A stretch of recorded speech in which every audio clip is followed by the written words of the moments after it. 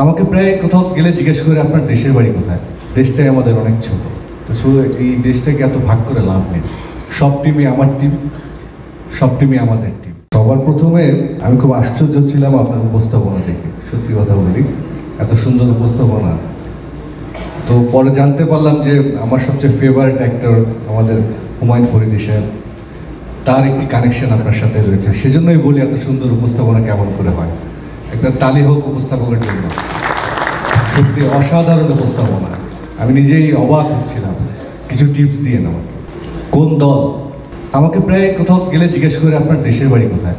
তা আমি যে প্রফেশনে এখন আছি লাস্ট 12 ইয়ার্স, দেখা যায় সকালবেলা বাসা থেকে বের হলে ঘন্টা 2-3 মধ্যে বাংলাদেশের আরেক প্রান্তে চলে যায়, আবার বিকালবেলা ঢাকা চলে আসছি। দেশটাই আমাদের অনেক ছোট, তো এই দেশটাকে এত ভাগ করে লাভ নেই।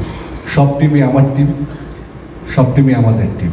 আমি আশা করব প্রত্যেকটা টিম যে তাদের বেস্ট এফোর্টটা দিয়ে খেলবে না, যেন শুধু বাংলাদেশ ক্রিকেট বোর্ডের না, শুধু বাংলাদেশের না, এমন একটি খেলা উপহার দিক তারা, যেন সারা বিশ্বের মানুষ মনে করে যে না, এখানেও ভালো মানের প্লেয়ার জন্ম নেয়। খেলা তো অবশ্যই দেখবো, যেহেতু স্পন্সর, আমরা অবশ্যই খেলা দেখবো।